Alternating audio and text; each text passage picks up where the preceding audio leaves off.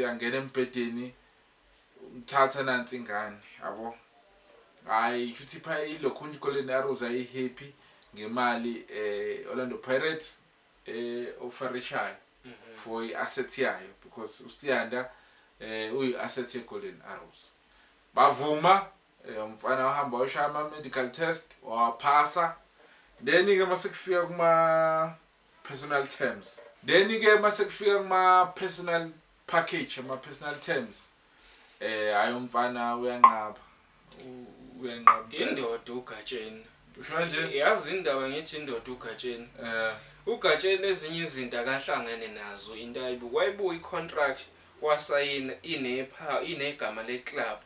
Lemontville Golden Arrows nephawu nesikhulu thizeni esisebenza ku-admin ukudrawa ama-contract wafunda ukuthi wabona ukuthi amanye amagama abantu abangahlangene ne-Arrows awekho ya ukuhamba kona uyakufuna ukuhamba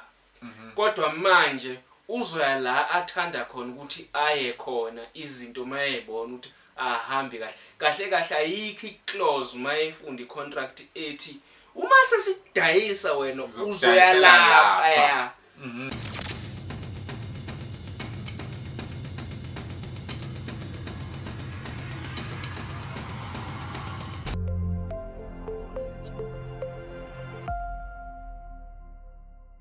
Sanibona bafethu welcome back to another video namhlanje bafethu sikhuluma ngokuthi kwenzakalani emakethe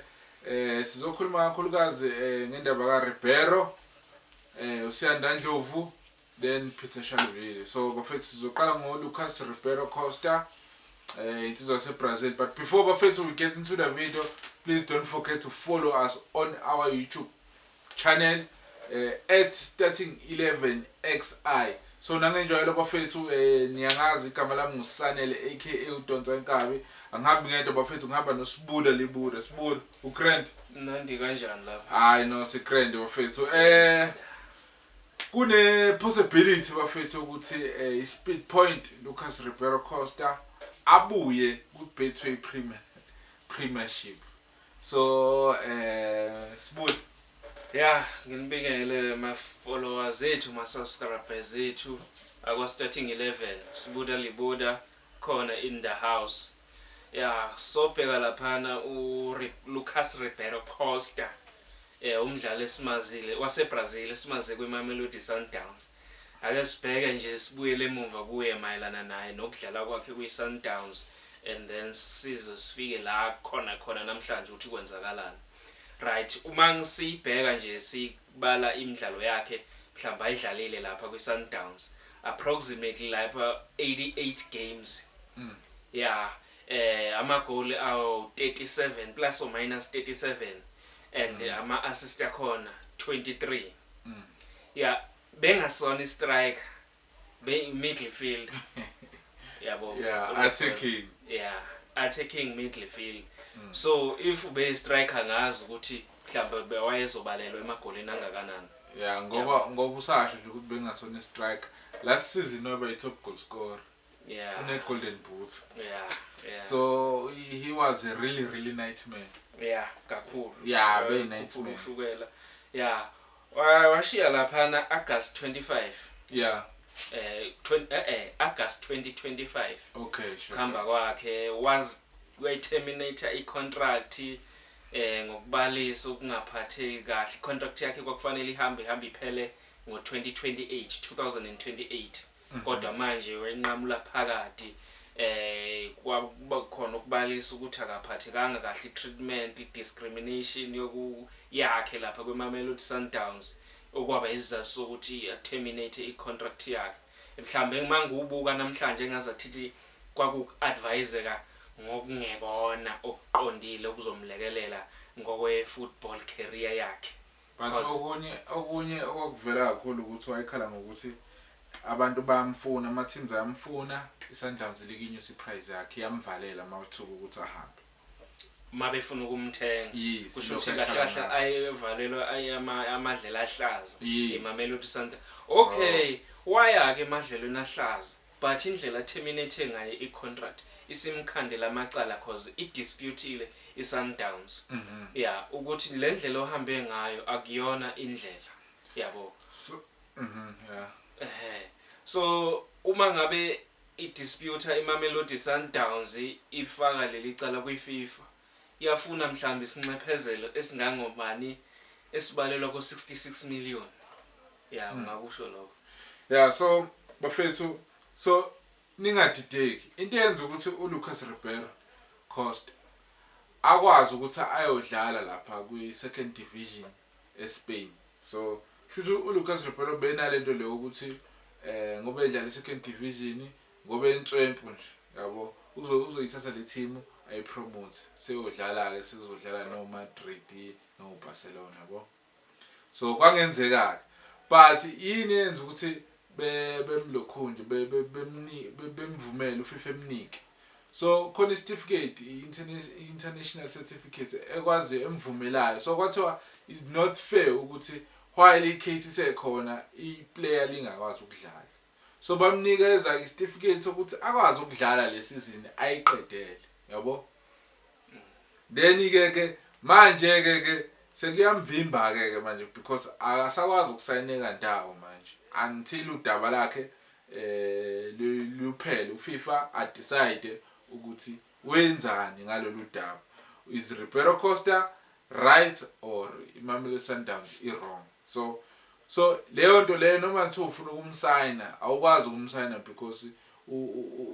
une red flag noma unama question marks so akasayineki because uFIFA kumele uthole icertificate lesi sikwazi esikuvumelayo ukuthi ukwazi ukuyodlala uperform ukwazi like a medical doctor nje ukwazi ukupractice as a dokotela uvumeleke so uma leso certificate ungenaso kumele uqale kulungiseleke udaba lakho ukuthi wenza njani so manje leyo nto iyambambezela imisile kahle impilo yakhe isamile kwamanje yeah isinxephezelo ke sibiza amamiliyoni kakhulu esune iSundowns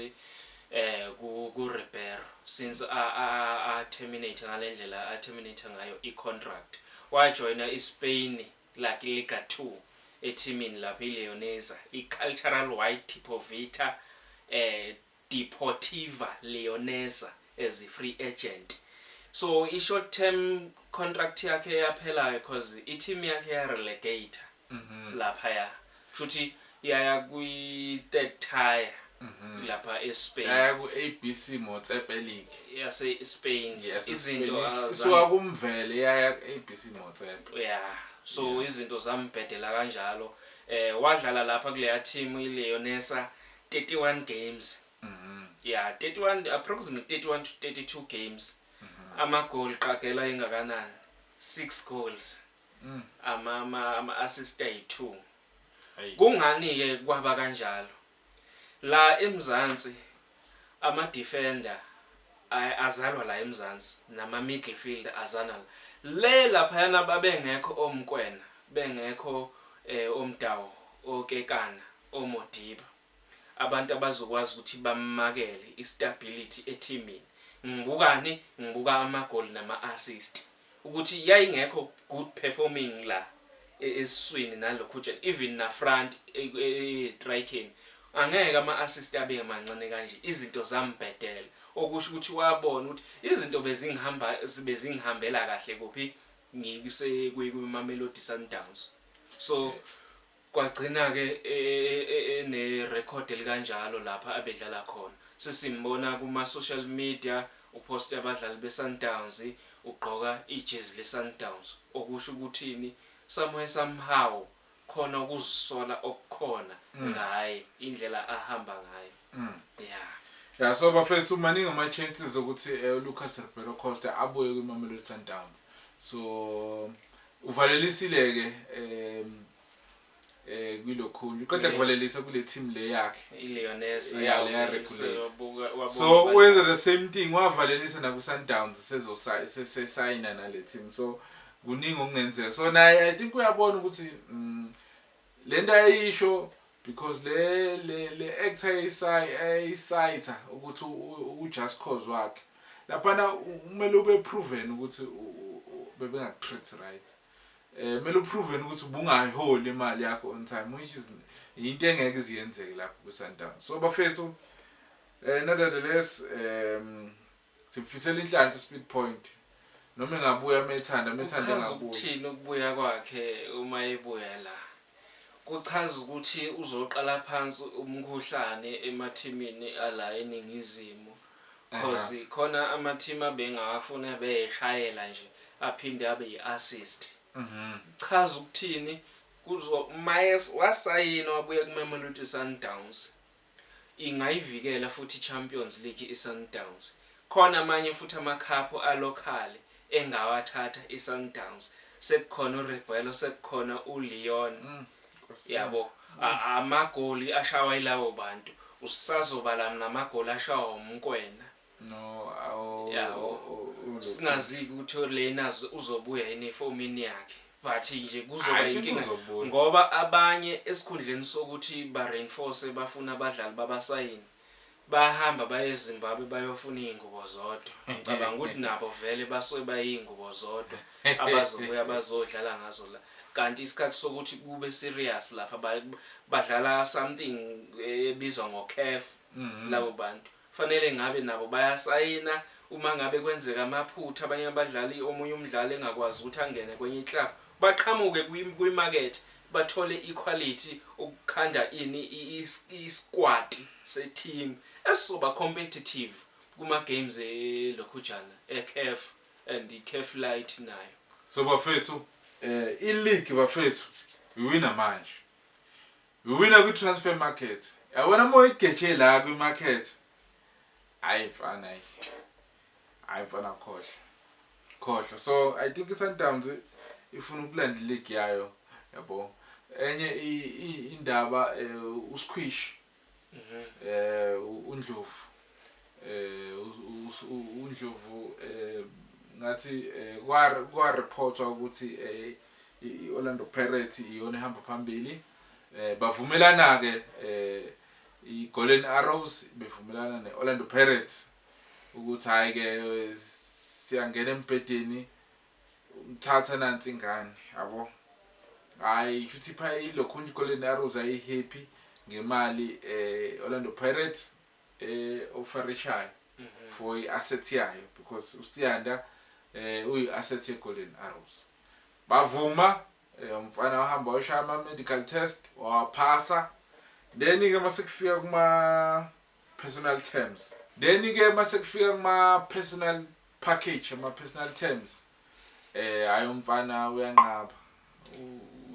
indoda uGatsheni. Usho nje yazi indaba ngithi indoda uGatsheni. uGatsheni ezinye izinto akahlangene nazo into ayibuka wayibuka icontract wasayina inegama leclub Lemontville Golden Arrows nephawu nesikhulu thizeni esisebenza ku-admin ukudrawa ama-contract. Wafunda ukuthi wabona ukuthi amanye amagama abantu abangahlangene ne-Arrows awekho. Yeah, ukuhamba kona uyakufuna ukuhamba, kodwa manje uzoya la athanda khona ukuthi aye khona izinto mayebona ukuthi ahambi kahle ayikho iclause mayefunda icontract ethi uma sesidayisa wena uzoya lapha not kwenye indawo. Wabona ayikho leyo clause, so akho case yakhe. If yena reject offer hayi ukudoda lobo halala Gatsheni boya benyathi. So ama personal terms bafethu kusuke kuyila khona wena ke, because angithi iClub isiyibhekelelile yona iGolden Arrows. Yeah, bayinika isimka sayo yajabula yathi hayi ngasithanda lesi ku right impela mthanda yazi haqhuma yabo. Safika ke isikhwishi madoda, sathi isikhwishi hayi mina ngithi nami ngifuna ukuqhaba njengekhulu ze-team yami. Ngoba phela amanye amagama amakhulu ayasinda. Thiyo uma ujoyina yona fanele ujabulele ukungena phansi kwawo kulama, kungabe kusabheka ukuthi wena personally ikhona into yokuhleka ezokujabulisa yena. Wabona oqala nqa mina ngokwami uphulile umlando mhlamba ke sithi wami. Bangakho abadlali besayina kwamanye ama team bafike bakujabulela ukuthi badlala kulawo ma team kodwa uma sengibaqhathanisa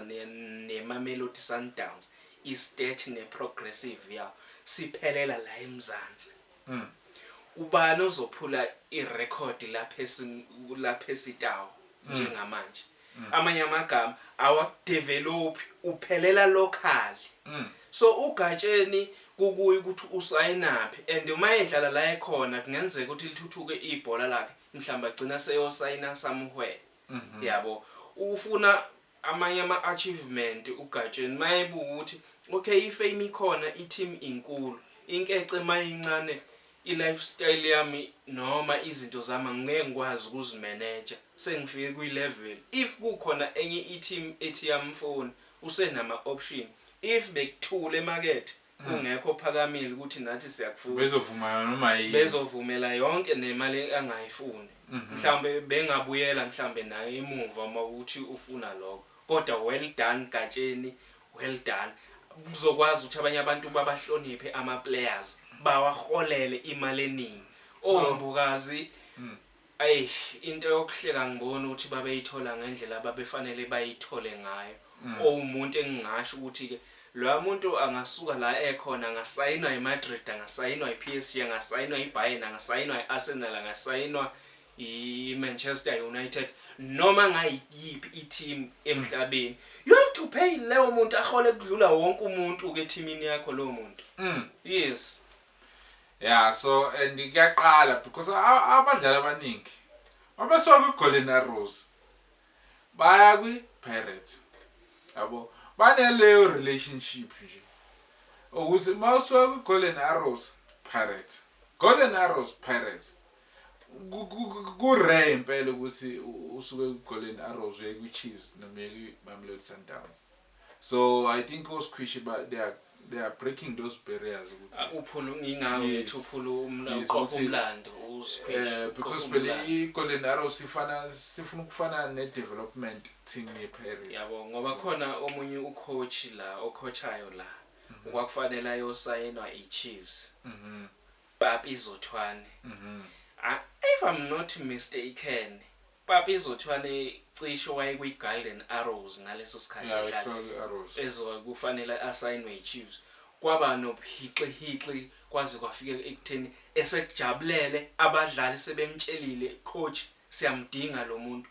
uyi-asset ubalekile eteamini lo muntu but azange azagcina atholi official signature atholi official contract adlale emidlalweni uPapi Zothwane so uNdlovu ngokuqala wokubuka ukuthi naye Papi Zothwane wagcina sedlalela iSundowns angithi ayibona ke yeah so bafethu enye bafethu kuyaphithizela bafethu kwi-transfer market noPeter Shalulile bafethu usehambile kwiMamelodi Sundowns usicelele yena ukuthi bafethu ngicane ngivumele ngikwazi ukuyopractice elsewhere so la kwi-team I've done everything uyena umuntu odone everything yabo so unfortunately uzohamba iSuper Cup ingakadlali eCAF but eAfrica uwine yonke into uShalulile une league une o5 ne Champions League une African Football League une MTN une Nedbank the only thing angaza ayiwine nje ubhiya iCarling yabo so yona so ngeke kuzosho ukuthi akachievanga everything so achieve yonke into top goal scorer kwamanye ama seasons yeah so waba playoff the season back to back so uShalulile bafethu ngimfisela inhlanhla so iKaizer Chiefs bafethu nangumdlali yabo but ke bafethu hayibo kanjani manje ngoba yakalithola ke iKaizer Chiefs ithuba lokushaya ulokusayina lento engishoyo ukuthi ukhipha laba kwaba inkingi uShalulile kwakufanele abe istriker seKaizer Chiefs kwala enkeceni wahamba buka ama games kaShalulile versus iKaizer Chiefs wayithomenta yabo ukuthi wayenzani wayenza sure ukuthi ngiyaniphanisha nina ngiyanishaya so angiboni ukuthi uzovuma because bayiyeke ichance eyithanda iclub yabo khona abantu abangafuni ukukhipha imali buku ushalulile waba uyi-top goal scorer unamagoli amaningi engiwa ngaphandle kuyi-striker wayengeke afike yini akwenze yini lokho ku-Chiefs wayezofika wenze kuthathwa ileague kuthathwa ama-cup performe kangcono mhlambe ko-CAF bani kwaye ukuthi namhlanje kodwa khona izingubo zodwa namhlanje kwi-Kaizer Chiefs kodwa ushalulile akasayibanga ushalulile kwi-Chiefs yabo currently kuzoya ngeperformance yakhe uma ngabe imsayina njengamanje ukuthi kuzohamba kodwa nje angiboni ukuthi izingubo zodwa zingambhentsha asazi asazi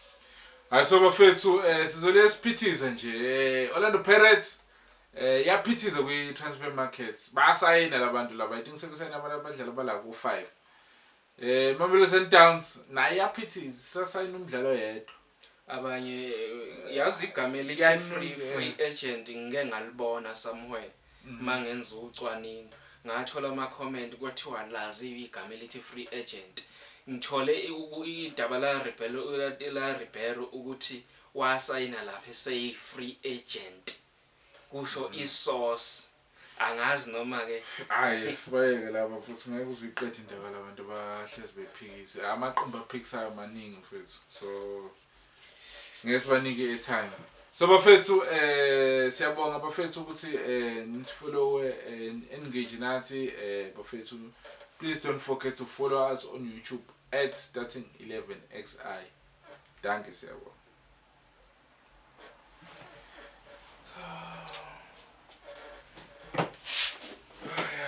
sangimile ufonela umaza nona ke manje